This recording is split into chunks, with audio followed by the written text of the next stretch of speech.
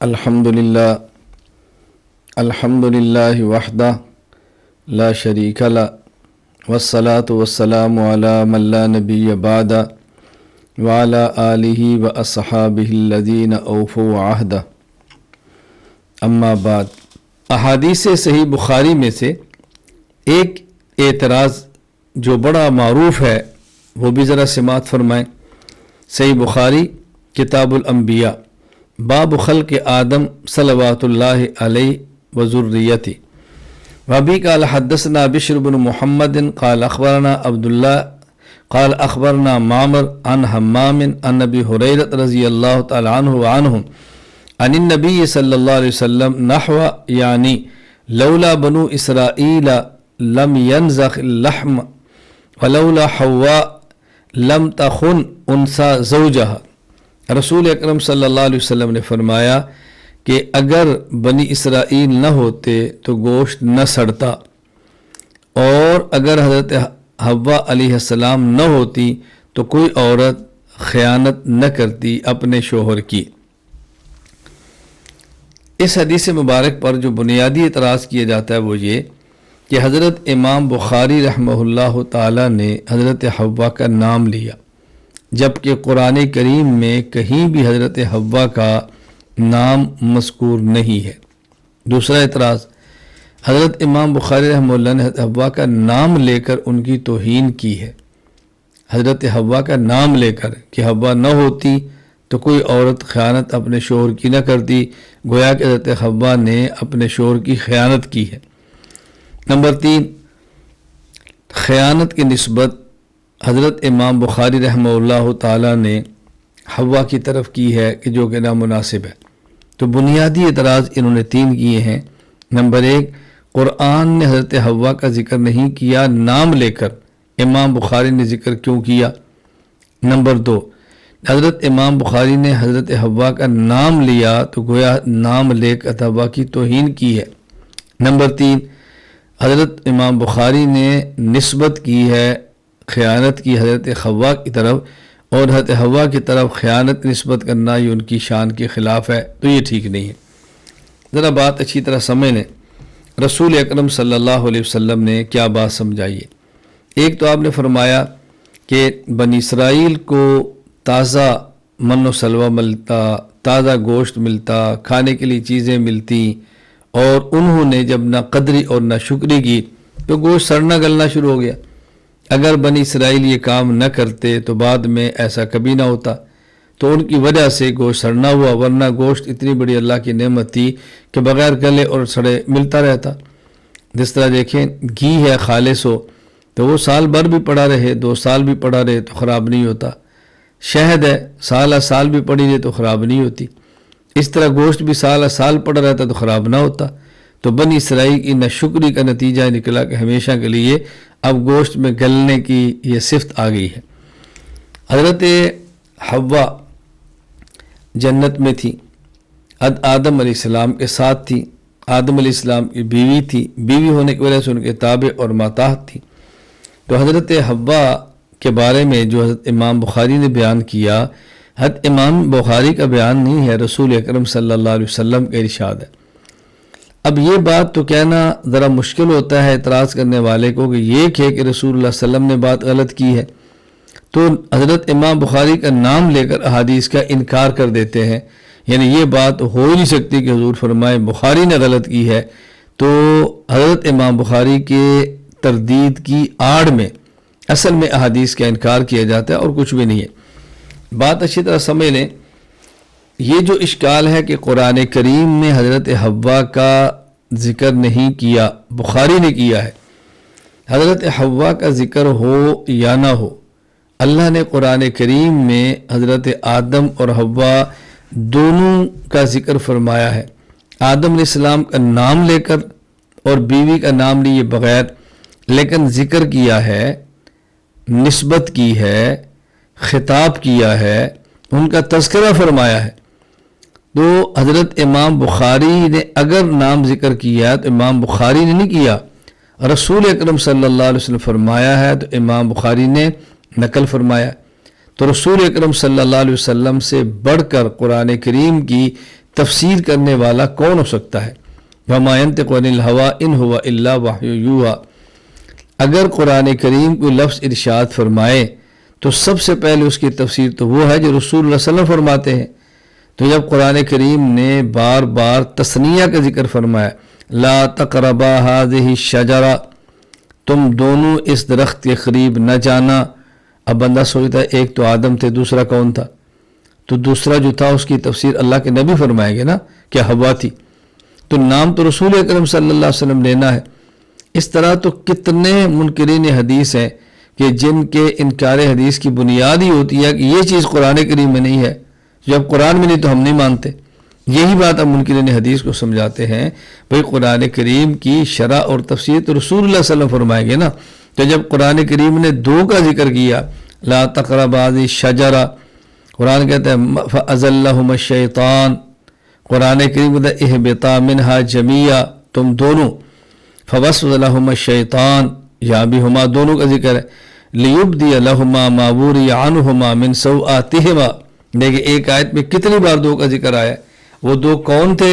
ایک حضرت آدم، دوسری حوا۔ یہ کس نے بتایا؟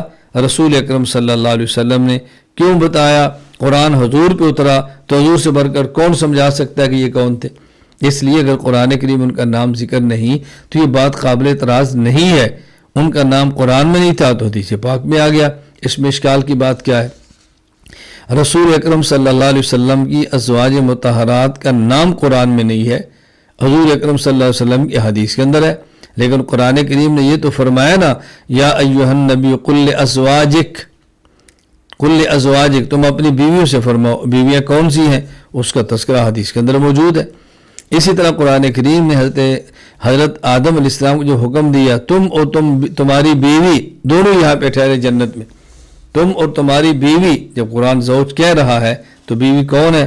حضور رسول اکرم صلی اللہ علیہ وسلم کی حدیث کے اندر آ گیا کہ وہ حوا ہے۔ دوسری بات کہ حضرت امام بخاری نے حوا کا نام لے کر توہین کی ہے، یہ نہ سمجھنے کی وجہ سے بات کہی جا رہی ہے۔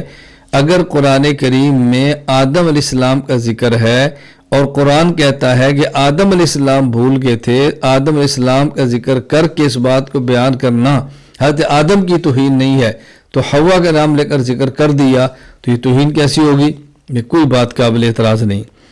تیسری بات کیا کہ جی حضرت امام بخاری نے حضرت حوا کی طرف خیانت کی نسبت کی ہے، جو کہ بہت بڑا جرم کیا ہے، حوا اور خیانت، اور پھر خیانت بھی اپنے نبی، اپنے شوہر حضرت آدم کے جو نبی تھے۔ یہ اشکال بنیادی طور پر خیانت کا مفہوم نہ سمجھنے کی وجہ سے ہے۔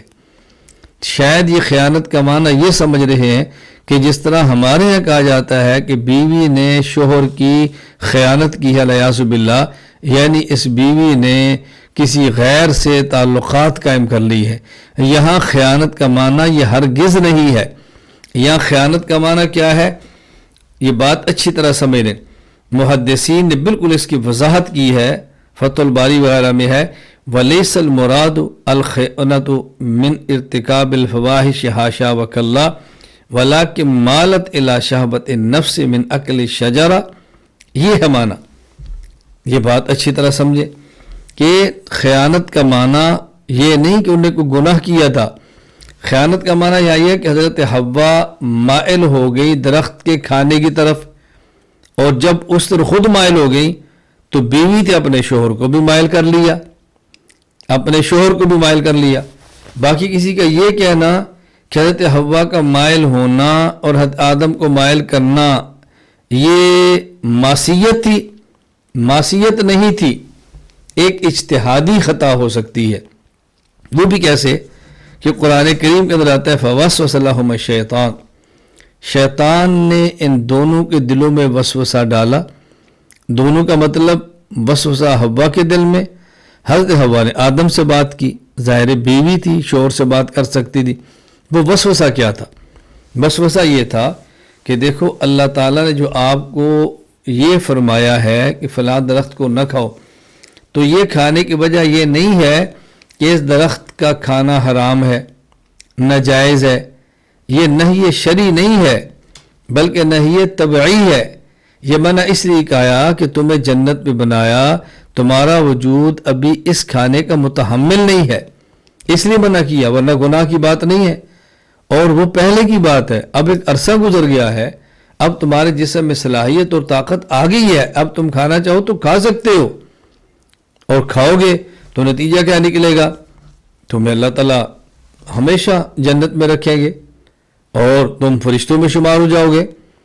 اس وقت تمہاری طبیعت کا، تمہاری عمر کا، تمہارے جسم کا تقاضا یہ تھا کہ اس کو نہ کھاؤ، اب تمہارا جسم اس کو برداشت کر سکتا ہے، اب تم کھاؤ تو تم ہمیشہ جنت کے اندر رہو گے۔ یہ ایسے ہی ہے، بات سمجھے کہ جس طرح حکیم کسی مریض سے، میں سمجھانے کے لیے بات کر رہا ہوں کہ بھئی تم نے فلاں خوراک نہیں کھانی، اس نے چھوڑ دی، اب اس کی طبیعت میں فاقہ ہوا، اس نے حکیم کے پوچھے بغیر کسی اور کے کہنے پر کھا لی، بھی کھا لو، کہ مجھے تو حکیم نے منع کیا ہے، کہ اب اس لیے منع کیا ہے کہ تمہارا معدہ اس کا متحمل نہیں تھا، اب الحمدللہ تمہارا معدہ ٹھیک ہے، کھا لو۔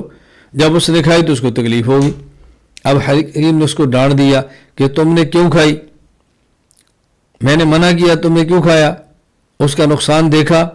اب وہ کہتا ہے حکیم صاحب میرا مقصد قطعاً آپ کی نافرمانی نہیں تھی، نہ آپ کی بات کو توڑنا نہیں تھا، بس مجھے میرے دوست نے کہا کہ جب حکیم صاحب نے منع کیا تھا تمہارے معدے میں ہمت نہیں تھی، اب تمہارے معدے میں ہمت ہے، کھا لو، تو میں نے آپ سے پوچھا نہیں اور کھا لیا، میں آپ سے معذرت کرتا ہوں۔ اب کوئی بھی نہیں کہتے اس نے نافرمانی کی ہے، کوئی بھی نہیں کہتے اس نے گناہ کی ہے، کوئی بھی نہیں کہتے اس نے اپنے حکیم کی بات کو ماننے سے انکار کیا، کوئی بھی نہیں کہتا۔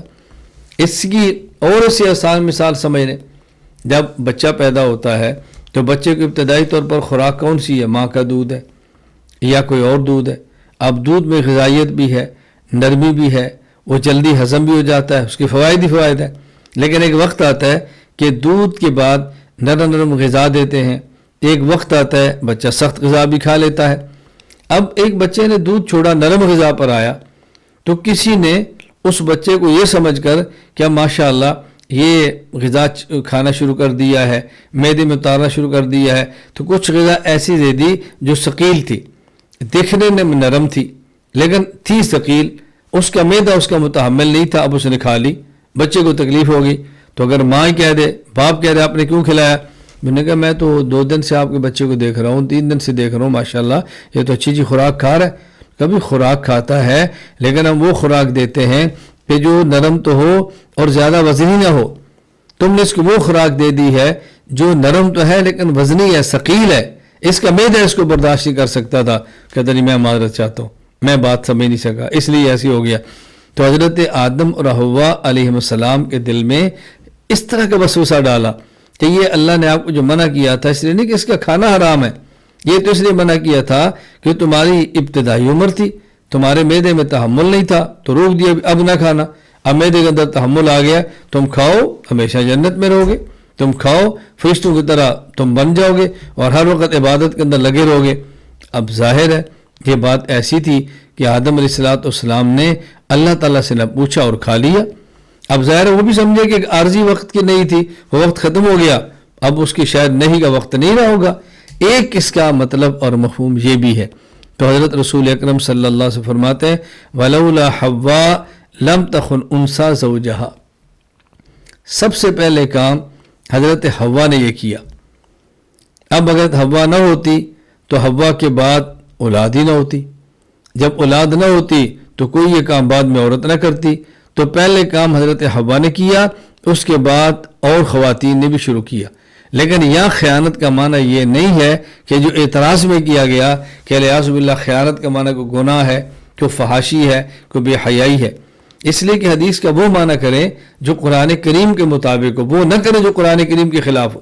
جب قرآن کریم خود یہ بات فرما رہا ہے، قرآن کریم خود یہ بات فرما رہا ہے کہ الطیبات للطیبین، اور قرآن کہتا ہے الخبیثات للخبیثین، کہ پیغمبر کے نکاح میں پاکیزہ عورت آتی ہے، پیغمبر کے نکاح میں فحش عورت نہیں آتی، نبی کے نکاح میں کافر عورت ہو سکتی ہے مگر فحشہ نہیں ہو سکتی۔ یہ فحاشی اور بے حیائی ایک سوسائٹی کا عیب ہے جس سے اللہ نبی کو محفوظ رکھتے ہیں۔